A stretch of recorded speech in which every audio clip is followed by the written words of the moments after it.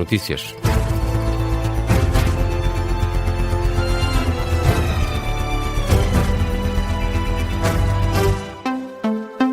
Jornal do Meio-Dia, na Rádio Observador, com o Miguel Videira. Miguel, o presidente dos TSD, sugere que, se fosse hoje, os membros da tendência social-democrata, com assento no Secretariado Nacional da UGT, votariam de forma diferente essa última versão das alterações ao Código do Trabalho. A proposta acabou por ser rejeitada por unanimidade. Ora, Pedro Roque, presidente dos Trabalhadores Social-Democratas, salienta que este sentido de voto pode ter conduzido muita gente a uma interpretação errada. Pensa que, digamos que a tendência social-democrata, constituída por militantes dos TSDs e, na sua esmagadora maioria, também do PSD, que, digamos, estão, passa a expressão, a alinhar com os socialistas. Ora, não foi isso que se passou. E, portanto, mas esse risco existiu.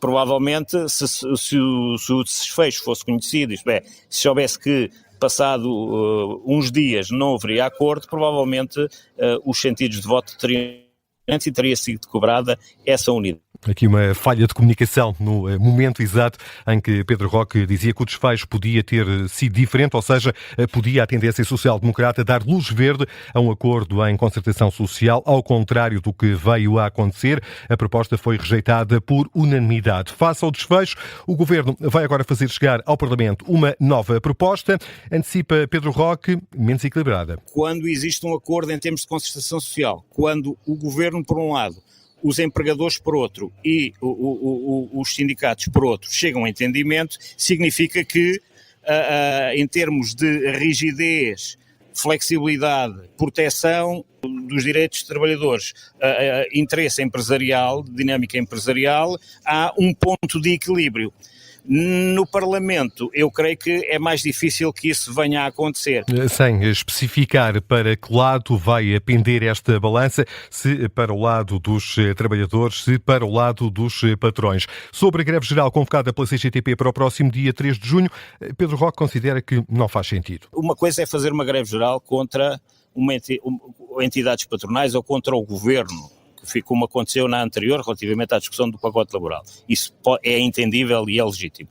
Agora, fazer greves contra o Parlamento, porque a partir do momento em que a proposta der entrada no Parlamento, ela deixa de ser da responsabilidade do Governo, ela é da responsabilidade do Parlamento e dos partidos, dos grupos parlamentares que aí estão. E, portanto, fazer uma greve contra o Parlamento, que representa, digamos, o universo das sensibilidades ideológicas dos eleitores expressas através do seu sentido de voto, creio que é uma coisa que não fará muito sentido. Pedro Roque, presidente dos Trabalhadores Social-Democratas, foi entrevistado há pouco aqui nos Explicador da Rádio Observador. Um programa que já está disponível em podcast.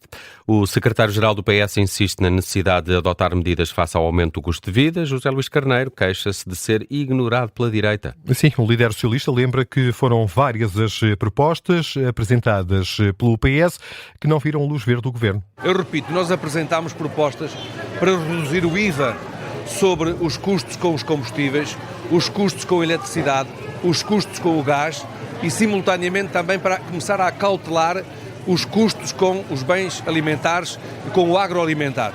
O Primeiro-Ministro e a direita, e vale a pena lembrar, AD, os liberais e o Chega, repito, o Chega, os liberais e a AD chumbaram as propostas do PS. O PS até agora foi o único partido que se mostrou desde a primeira hora sensível a este problema e apresentou propostas. Foi o que disse esta manhã em Matosinhos José Luís Carneiro. Hoje celebra-se o Dia da Europa. O Presidente da República reitera que se opõe à regra da unanimidade na União Europeia. Alerta que o bloco comunitário só se move quando há consenso. É um problema. Corre atrás do prejuízo. Numa mensagem publicada nas redes sociais, António José Seguro salienta que numa união criada para responder às consequências da guerra, a resposta não está agora em recuar, fragmentar ou desistir. O Presidente da República pede coragem e ambição política. Também José Pedro Aguiar Branco, o Presidente da Assembleia, assinalou o Dia da Europa nas redes sociais. O Presidente do Parlamento defende que o projeto europeu representa a paz e a cooperação. O Primeiro-Ministro, na mesma plataforma, garante que Portugal vai continuar empenhado na construção de uma União Europeia mais forte, competitiva e coesa.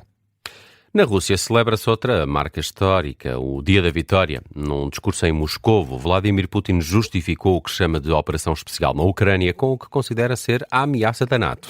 Garante que os russos continuam a avançar na Ucrânia, apesar do apoio a Kiev da Aliança Atlântica. No dia em que a Rússia assinala a queda do regime de Hitler na Segunda Guerra Mundial, Putin compara o nazismo à NATO. O grande feito da geração vitoriosa é inspirador. Guerreiros que atualmente desempenham tarefas de uma operação militar especial. Enfrentam uma força agressiva, armada e apoiada por todo o bloco da NATO. E apesar disso, os nossos heróis russos seguem em frente. Vladimir Putin nesta celebração em Moscovo, que contou com a presença de alguns chefes de Estado, o caso, sem surpresa, do presidente da Bielorrússia, Alexander Lukashenko. Também o primeiro-ministro da Eslováquia, Robert Fico, marcou presença. E Miguel, ainda neste jornal olhamos para essa análise que foi feita aqui na Rádio Observador ao discurso de Vladimir Putin. Jorge Rodrigues, especialista em geopolítica, afirma que é um discurso que serve apenas para consumo interno. Muito em particular esta comparação entre o regime nazi e a NATO. Há aqui uma ligação entre os dois conflitos e que eles ambos irão terminar, um terminou em vitória e o outro irá terminar em vitória. Fazer esta ligação com o nazismo e com o conflito da Segunda Grande Guerra é nitidamente apelar internamente para uma mobilização e para um esforço comum, e que na Segunda Grande Guerra ficou evidente essa capacidade que Moscovo tem. Sobre o cessar-fogo de 3 dias, aceite pela Ucrânia, Jorge Rodrigues, coordenador de risco geopolítico da Porto Business School, acredita que resultou da pressão exercida pelo presidente norte-americano. Vamos ainda a outras notícias em destaque a esta hora.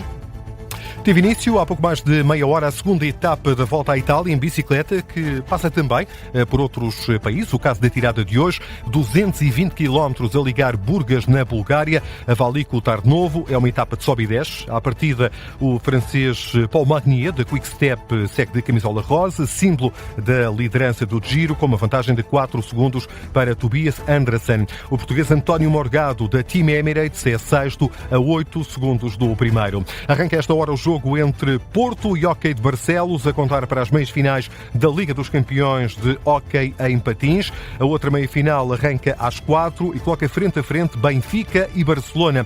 3 equipas portuguesas e uma espanhola entram em ação no pavilhão Multidesportos Dr. Mário Mexia, em Coimbra. Importa lembrar que o Hóquei de Barcelos é o atual campeão europeu, tenta revalidar esse estatuto.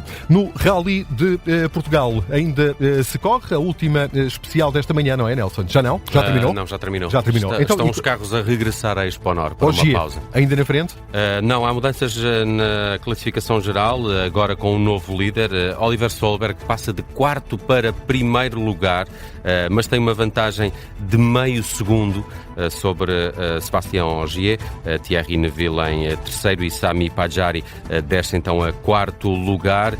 Muitas mudanças nestas últimas classificativas no final da manhã, principalmente esta última em Paredes. Agora o Rally regressa apenas às 2 da tarde para percorrer a etapa de Felgueiras 2. Muitas mudanças e muita lama também com a chuva que caiu nas últimas horas. E que parece que vai continuar no norte durante esta tarde.